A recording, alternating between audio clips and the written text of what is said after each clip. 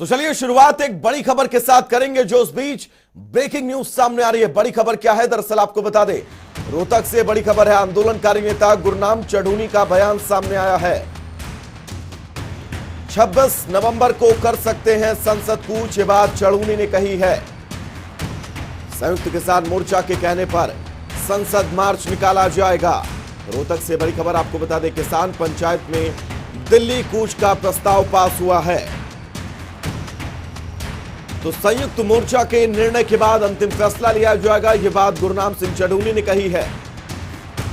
तो आंदोलनकारी नेता गुरनाम सिंह चढ़ूनी का यह बड़ा बयान। रोहतक से बड़ी खबर आपको बता दें, 26 नवंबर को संसद कूच कर सकते हैं किसान, यह बात चढ़ूनी ने कही है। संयुक्त किसान मोर्चा के कहने पर संसद मार्च निकाला जाएगा, यह बात भी चढ़ूनी ने कही। साथ ही किसान पंचायत में दिल्ली कूच का प्रस्ताव पास हुआ है, यह बात भी गुरनाम सिंह चढ़ूनी ने कही है। तो बड़ी खबर इस बीच यही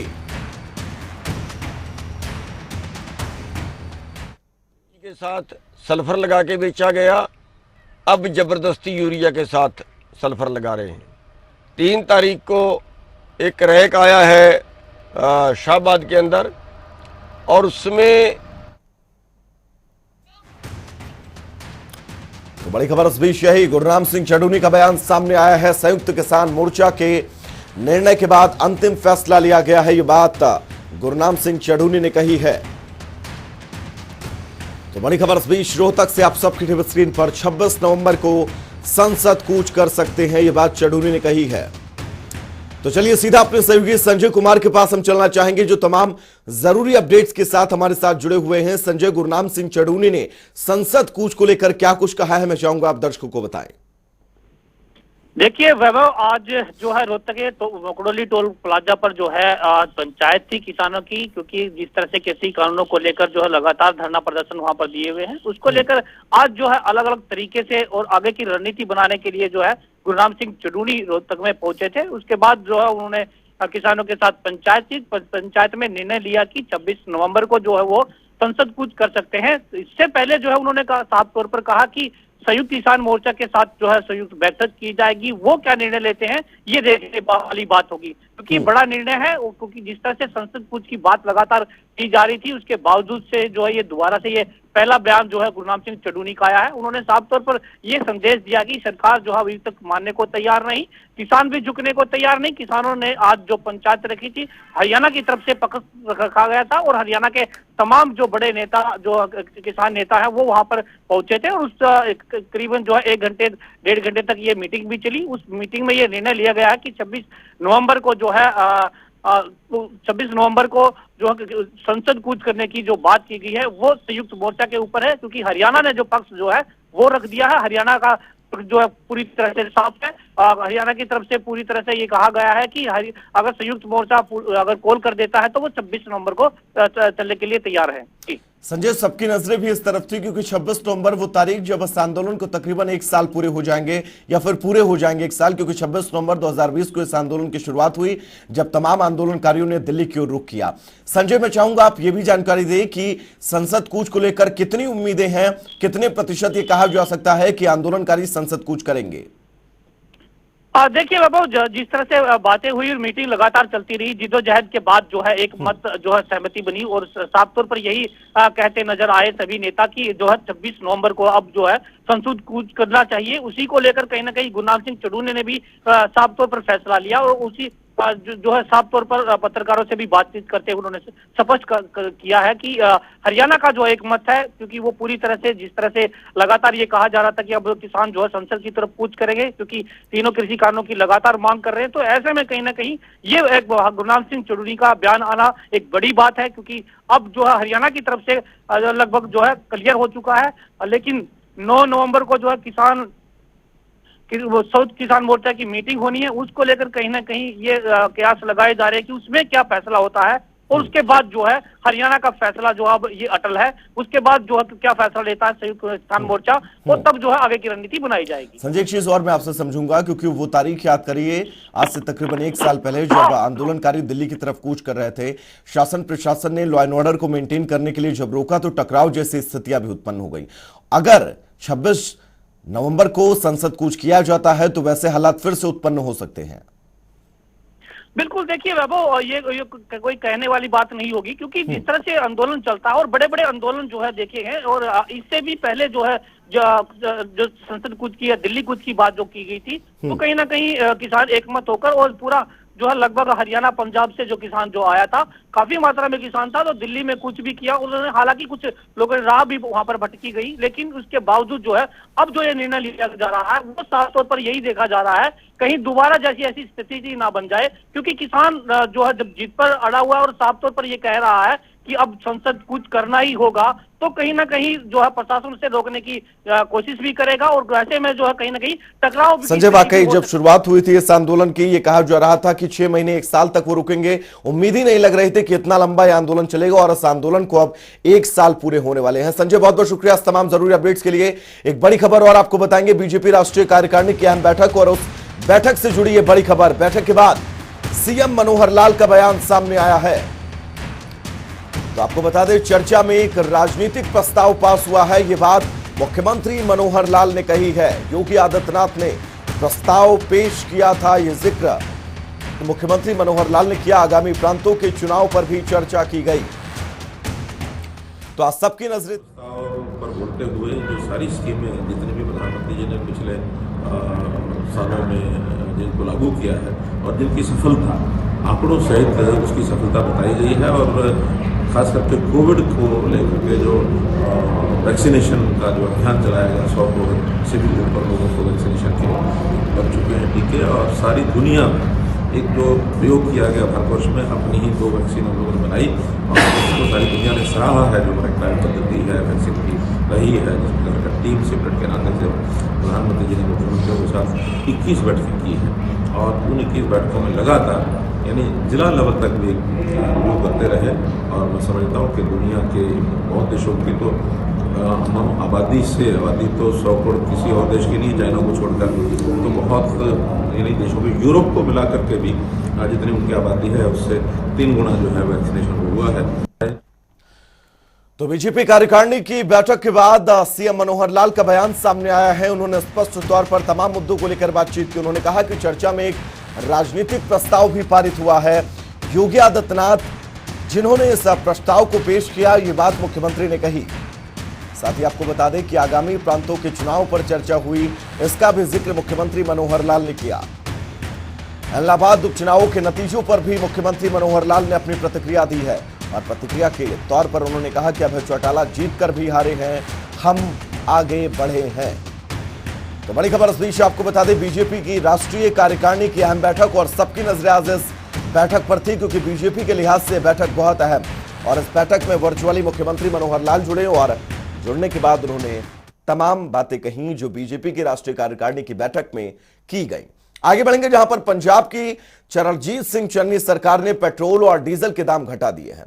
मंत्रिमंडल बैठक की अध्यक्षता करने के बाद मुख्यमंत्री चरणजीत सिंह चन्नी ने कहा कि आज पंजाब सरकार ने फैसला लिया है कि मध्य रात्रि से पंजाब में पेट्रोल 10 रुपए और डीजल 5 रुपए सस्ता हो जाएगा। दिवाली से ठीक 1 दिन पहले यानी 3 नवंबर को केंद्र की नरेंद्र मोदी सरकार ने पेट्रोल डीजल पर लगने वाली एक्साइज ड्यूटी को घटाने का ऐलान किया था। इसके बाद से दूसरे राज्यों की तरह पंजाब में भी पेट्रोल डीजल की कीमतों में कटौती के कयास लगाए जा रहे थे। पंजाब कांग्रेस के अध्यक्ष नवजोत सिंह सिद्धू ने भी चन्नी सरकार से पेट्रोल डीजल की कीमतों में कटौती करने की अपील की थी।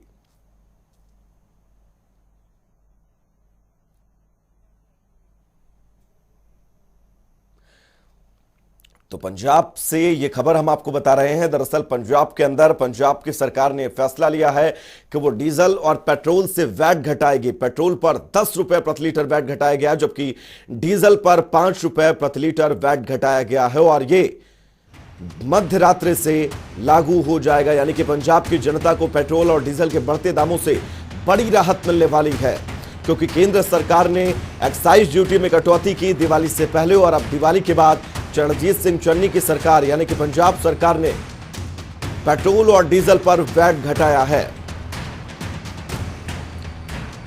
तो डीजल पर 5 रुपए प्रति लीटर वैट घटाया गया, जबकि पेट्रोल पर 10 रुपए घटाया गया है, और आज रात 12 बजे से ये आदेश लागू होंगे। तो एक्साइज ड्यूटी जब केंद्र सरकार ने घटाई दिवाली से पहले, उसके बाद बीजेपी शासित कई राज्यों ने पेट्रोल में, डीजल में वैट घटाकर जनता को सीधे तौर पर राहत दी थी। सवाल यही उठ रहा था कि कांग्रेस शासित राज्यों में अभी तक वैट में कटौती क्यों नहीं की गई हो, और इसकी शुरुआत पंजाब से हुई। पंजाब की चरणजीत सिंह चन्नी सरकार ने पेट्रोल और डीजल पर वैट घटाया है और पंजाब की जनता को बड़ी राहत दी है। एक बड़ी खबर इस बीच आपको और बताएंगे, जो इस वक्त की ब्रेकिंग न्यूज सामने आ रही है। बड़ी खबर क्या है, दरअसल आपको बता दें, बीजेपी की राष्ट्रीय कार्यकारिणी की बैठक जारी है। जेपी नड्डा इस बैठक की अध्यक्षता कर रहे हैं। बड़ी खबर इस बीच आपको बता दें, प्रधानमंत्री मोदी, गृहमंत्री अमित शाह इस बैठक में मौजूद हैं और ये तस्वीरें कार्यकारिणी बैठक से पहले की तस्वीरें, प्रधानमंत्री नरेंद्र मोदी, उनके साथ बीजेपी अध्यक्ष जेपी नड्डा। उपचुनावों के नतीजों पर भी चर्चा संभव है। तो बड़ी खबर इस बीच आपको बता दें, गृहमंत्री अमित शाह भी इस बैठक में मौजूद हैं। बीजेपी की राष्ट्रीय कार्यकारिणी की बैठक बीजेपी के लिहाज से बहुत ज्यादा महत्वपूर्ण हो जाती है, क्योंकि आने वाले वक्त में 5 राज्यों में विधानसभा चुनाव और उपचुनाव, 13 राज्यों की 29 विधानसभा सीटों पर जो हुए उनके नतीजों को लेकर भी मंथन किया जा रहा है। रक्षा मंत्री राजनाथ सिंह और ये 5 तस्वीरें बीजेपी की राष्ट्रीय कार्यकारिणी की बैठक से पहले की। प्रधानमंत्री नरेंद्र मोदी इस बैठक में शामिल होने पहुंचे, गृहमंत्री अमित शाह इस बैठक में शामिल होने पहुंचे, जेपी नड्डा बीजेपी अध्यक्ष वो भी इस बैठक में शामिल हुए। हरियाणा के मुख्यमंत्री मनोहर लाल समेत तमाम मुख्यमंत्री, तमाम बीजेपी के बड़े नेता, राष्ट्रीय कार्यकारिणी के सदस्य इस बैठक में वर्चुअली भी जुड़े और बीजेपी का महामंथन जारी है। तो बीजेपी की राष्ट्रीय कार्यकारिणी की बैठक और उस बैठक से जुड़ी ये 5 तस्वीरें आप सबकी टेलीविजन स्क्रीन पर, जो ये जताती हुई कि आज बीजेपी की राष्ट्रीय कार्यकारिणी की इस बैठक का रंग क्या रहा, उत्साह क्या रहा और कौन कौन इस बैठक में शामिल हुआ। 5 तस्वीरों के जरिए आप बहुत आसानी से समझ सकते हैं। दीप प्रज्वलित कर इस बैठक की शुरुआत की प्रधानमंत्री नरेंद्र मोदी ने। बीजेपी का महामंथन जारी है। तेजी से वैक्सीनेशन को लेकर भी इस बैठक में चर्चा की जा रही है। तो कई मुद्दों को लेकर इस बैठक में चर्चा की जा रही है। साथ ही आपको यह भी बता दें, क्योंकि 5 राज्यों में विधानसभा चुनाव होने हैं 2022 की मार्च अप्रैल में, और इसी को लेकर इस बैठक में चर्चा की जा रही है। साथ ही उपचुनाव जो हुए 13 राज्यों की 29 विधानसभा और 3 लोकसभा सीटों पर, उनमें बीजेपी की परफॉर्मेंस कैसी रही, अगर चूक कहीं हुई तो वो चूक की वजह क्या बनी, इन तमाम मुद्दों को लेकर यानी कहा जा सकता है कि बीजेपी के लिहाज से ये राष्ट्रीय कार्यकारिणी की बैठक बहुत ज्यादा अहम हो जाती है, क्योंकि मजबूत संगठन वाली भारतीय जनता पार्टी, जिसके लिए यह बैठक बहुत ज्यादा महत्वपूर्ण हो जाती है। एक बड़ी खबर और आपको बताएंगे, जो इस वक्त की ब्रेकिंग न्यूज सामने आ रही है। पंचकुला से बड़ी खबर है, बीजेपी कार्यकारिणी की बैठक में मुख्यमंत्री मनोहर लाल वर्चुअली जुड़े हैं। तो वीडियो कॉन्फ्रेंसिंग के जरिए बैठक में जुड़े मुख्यमंत्री मनोहर लाल कृष्ण आडवाणी भी वर्चुअली जुड़े। प्रदेश अध्यक्ष ओपी धनखड़ भी इस बैठक में मौजूद रहे। वर्चुअली शामिल हुए मुख्यमंत्री, प्रदेश अध्यक्ष, संगठन मंत्री, माफ कीजिएगा, संगठन महामंत्री, खेल मंत्री संदीप सिंह भी मौजूद रहे। तो बीजेपी कार्यकारिणी की बैठक में मुख्यमंत्री मनोहर लाल वर्चुअली जुड़े, उनके साथ ओपी धनखड़, खेल मंत्री संदीप सिंह भी मौजूद रहे। चलिए आगे बढ़ेंगे, जहां पर गृहमंत्री अनिल विज ने प्रेस कॉन्फ्रेंस की। अनिल विज ने आंदोलनकारी नेता राकेश टिकैत पर निशाना साधते हुए कहा कि आंदोलनकारी नेता सरकार से बातचीत ही नहीं करना चाहते हैं। सरकार आंदोलनकारियों के साथ हमेशा से बातचीत के लिए तैयार रही है। विज ने कहा कि आंदोलनकारी समाधान नहीं चाहते हैं। साथ ही उन्होंने कांग्रेस सांसद राहुल गांधी पर कटाक्ष करते हुए कहा कि राहुल गांधी का देश का विकास नहीं दिखाई दे रहा है। पिछले 7 सालों में प्रधानमंत्री के नेतृत्व में देश में कई विकास कार्य हुए हैं। किसानों को सरकार ने अनेकों बार बातचीत के लिए बुलाया है। प्रजातंत्र में जो भी मसले होते हैं वो हमेशा बातचीत से हल होते हैं, लेकिन ये अनजान कारणों से बातचीत में शामिल नहीं होना चाहते हैं। इनके आंदोलन के पीछे क्या राजनीति है वो तो यही जानते होंगे, लेकिन ये इसका समाधान नहीं चाहते हैं। मोदी जी के 7 साल के शासन में जितना विकास हुआ है वो अब से पहले जब से हिंदुस्तान आजाद हुआ है कभी देखने को नहीं मिला।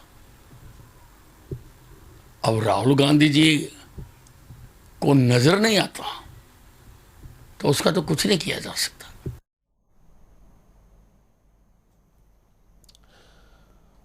तो सूबे के गृह मंत्री अनिल विज ने आंदोलनकारियों को लेकर तंज कसा। उन्होंने कहा कि सरकार बातचीत करने के लिए तैयार है लेकिन ये बातचीत नहीं करना चाहते हैं। साथ ही उन्होंने कहा कि इस आंदोलन के पीछे विपक्ष का हाथ है। सरकार बातचीत के लिए हमेशा तैयार थी, है और आगे भी रहेगी। राहुल गांधी पर भी अनिल विज ने निशाना साधा है। उधर गन्नौर में रेलवे रोड के नजदीक दुकान के बाहर गाड़ी खड़ी करने को लेकर विवाद हुआ। आपको बता दें कि एक अज्ञात शख्स ने दुकानदार पर डंडे से हमला किया, गाली गलौज की और जमकर हंगामा किया। घटना में कैशियर को हल्की चोटें भी आई हैं, जिसके बाद कैशियर को इलाज के लिए अस्पताल में भर्ती कराया गया। तो वहीं दुकान में लगे सीसीटीवी कैमरे में यह पूरी वारदात कैद हो गई और पुलिस ने पूरे मामले में शख्स के खिलाफ केस दर्ज कर अब जांच शुरू कर दी है।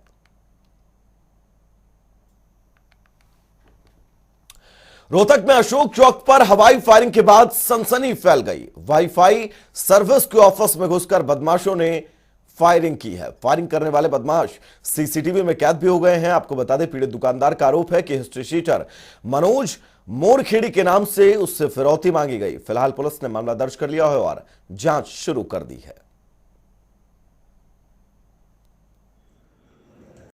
आज हम ऑफिस में बैठे थे, 2 बंदे आए, उन्होंने हवाई फायर किया। हमने सोचा कि बाहर कोई बम फटा होगा या कुछ सिलेंडर फटा होगा, पर उन्होंने अंदर आके हमारे ऑफिस में आके फायर किया, जो कि कांच के उसमें लगा। वो निशान भी हैं, वो सारे सबूत पुलिस को हमने दे भी दिए हैं, पुलिस भी आई थी। और उसके बाद वो हवाई फायर करके हम समझ पाते तो दहशत के इरादे से फायर। कॉम्प्लेक्स में एक मंजीत नाम के आदमी का इंटरनेट का ऑफिस है और वहाँ पे एक फायरिंग हुई है। इस सूचना पे यहाँ आए थे, हमने फायरिंग हुई है और वहाँ से जो एविडेंस है वो उठा लिए हैं। उन्होंने कंप्लेंट दे दी है, अननोन के खिलाफ कंप्लेंट दर्ज की गई है, मुकदमा हमने दर्ज कर लिया है।